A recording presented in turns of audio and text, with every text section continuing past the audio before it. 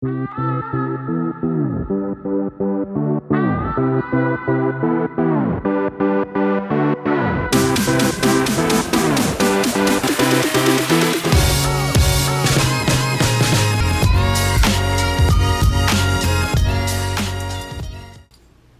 excited to finally be able to share this vlog with you. It has been a long time in the making, but we're touring wedding venues.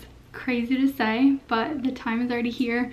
I have done so much research about all of the venues, all the questions to ask. Let's get into it.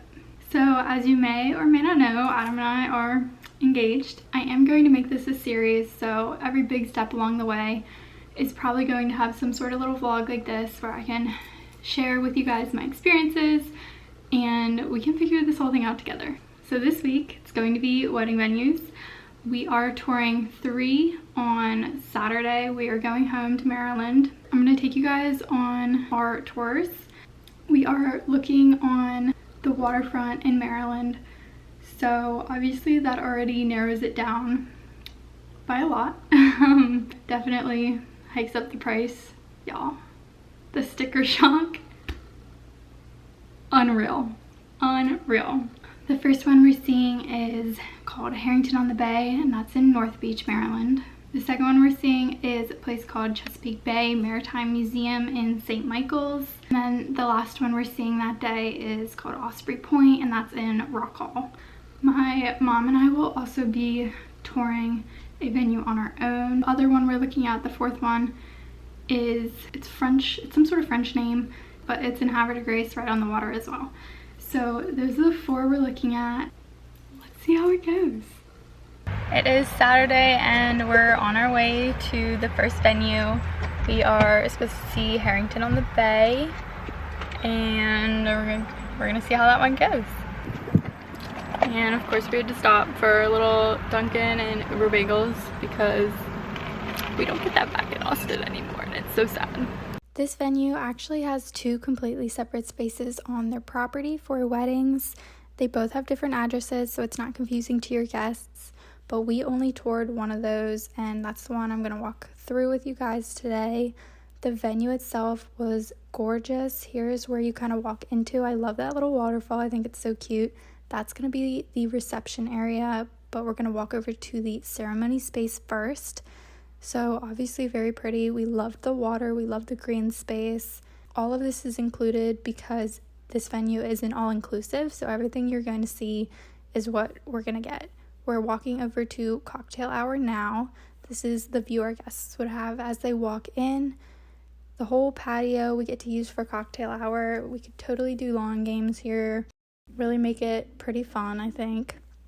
This is where we would have dinner and dancing. This is the whole reception space. Everything you see here is included. I love that chandelier, so cute. And then really just, we loved the green area here. I thought it was so pretty and the water's gorgeous. Alright, we just finished our first tour at Herrington Bay. We're headed to St. Michael's or the Chesapeake Bay Maritime Museum next. And I thought it was a really pretty venue. It's a little expensive. What do you think, Lex? Did you like it? A little expensive is an interesting way to put it. Everything's expensive. It was nice. It was nice. It was really pretty. It was right on the water. I don't know, I could picture it. Sure. Yeah, I'll see. Here we are heading over to St. Michael's. I did just want to show you guys the surrounding area because this town is so cute. It's so quaint. I think it would be perfect for a wedding, hosting your guests. But here we are pulling up to the museum. You could have guests wandering around during museum hours, and they do have all waterfront views. I thought this was so pretty with the boats and everything. This is where the ceremony would be, right on this grass in front of that. And then they were revamping these suites. For a bridal suite, you would walk out here and the ceremony would be right in front of that. Then we checked out their small boat shed, which is a small reception space, or you could have your ceremony in here. We're looking for outdoors, so I didn't love that, but then we checked out where the reception would be. Obviously this big tended area, but nothing comes with this, so we would have to rent from an outside tenting source, which could be very expensive. I did love the grassy area. I love the waterfront views. You have 3 separate sides with waterfront views. It was so gorgeous. You get the boats coming in. What's not to love about that? We just saw the Chesapeake Bay Maritime Museum, and I think it's safe to say we will not be going with that one. We just didn't like it as much as the first venue we saw, and it would have been more expensive because the venue fee just included like renting the venue space, so we would have had to get a whole tent and all of the chairs, linens, all that kind of stuff.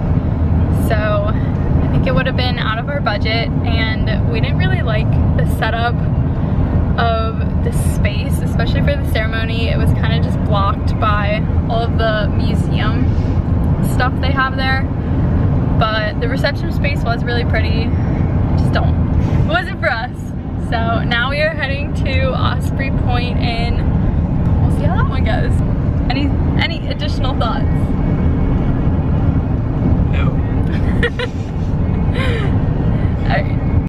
I was not prepared for how in the middle of nowhere this one was, but that being said, you do get the property for the whole weekend. If you do a wedding here, they have places on site where your guests can stay, which is also really nice. And the waterfront views here are so pretty. I love all the boats in the background. And that's the inn where you and your main guests would be staying. We did get to tour around inside the rooms. This is where the bridal suite would traditionally be, and this would also be your getting ready area, which I felt like it was a little bit small for what I was looking for, and I didn't honestly love the color scheme, but it is really nice that they include a discounted stay if you book most all of your guests here. They do have a ton of little spots where you could do a rehearsal dinner, you could do breakfast as a welcome thing, tons of ideas of stuff you could do here. They do have a cute little man-made lake out here, just another water photo spot. Then we walked over to where the ceremony would be, so it is kind of like right by that parking lot, but it would be right in front of this gazebo, and then you would have your cocktail hour over to the left on the grassy lawn, but they were pretty flexible about really moving it around anywhere we wanted to do. And then the reception would be under a tent right on that lawn. I didn't love all this camp stuff, but you do get some really nice views. I felt like it was a little bit blocked by the trees over there, but they also have a pool. Here's one of the guest houses, and it was really nice that you get the whole property. They did have one other guest house that was like a 5-minute drive away, which I was kind of confused by, but your guests would get a great view of the water here. We just toured our last venue for the day, and this one definitely has potential. I think right now we like the first one better. This one is a little bit cheaper, but we'll see what we're working with in our budget. Thoughts? It's a good place. Good soup. Right, and our last tour of this video, my mom and I went to see ourselves because Adam couldn't go, and that was La Banque de Fleuve. I'm gonna put how it's spelled here, but that was in Havre de Grace. If you've never been to Havre de Grace, it's this cute little quaint town right on the water. I was kind of sad that we had a pretty overcast day because it's kind of hard to compare everything looking back on it when you have sunny days and cloudy days, but we did look at the seaplane base here. So here we are walking down to it. It is just in this one space. Here's the dock that you would get, and there is a train that goes over this bridge about every 20 minutes, so I'm not sure how that would interfere with your ceremony, but here you are looking back on everything. You can walk down to this dock, but then over here on this side you have some residential properties and businesses, so I didn't love that. They did have amazing landscaping. This little concrete slab here is where you would do the ceremony, and the tent up there is where you'd have your reception, and cocktail hour would really be out over here. They also had this raised platform where your guests could sit, or you could really do anything with it that you wanted, maybe take some photos. I felt like the whole space was a little bit too compact for what we were looking for, This would also be your rain plan. You would have your ceremony right in here, so you'd still get that view.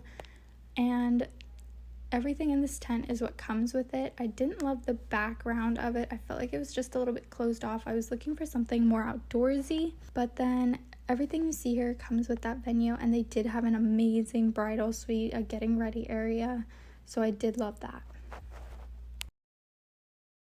Okay, y'all, so those were all 4 places we toured. We did pick one of those.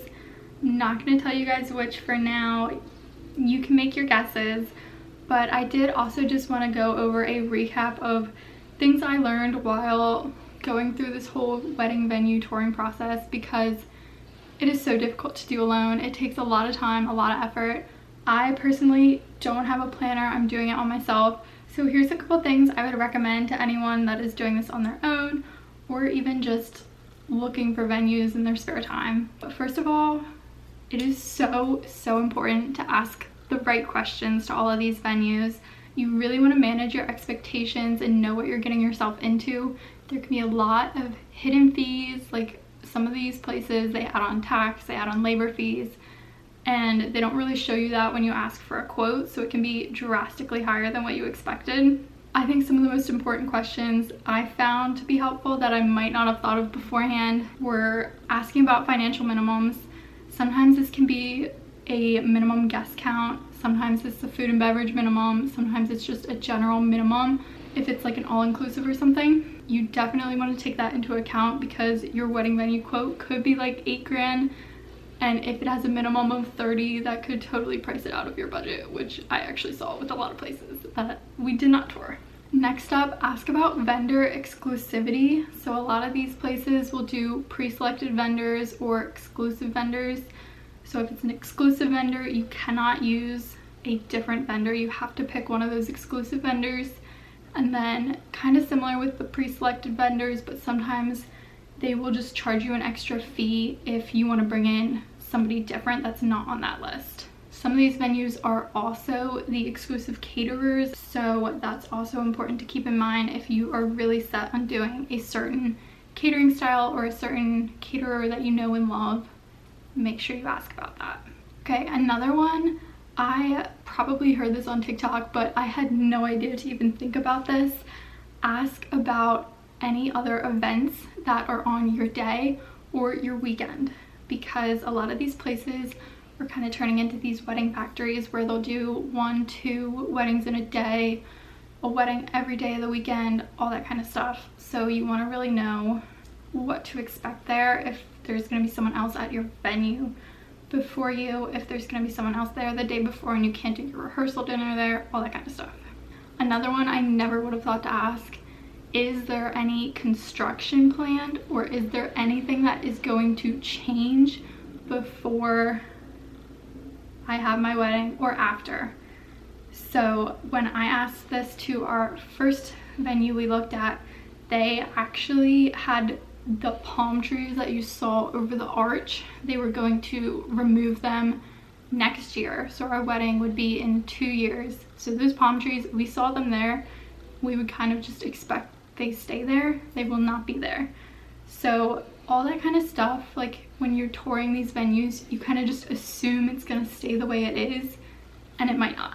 So that's super important for your whole planning process. If you have a really specific vision in mind, make sure you ask that question.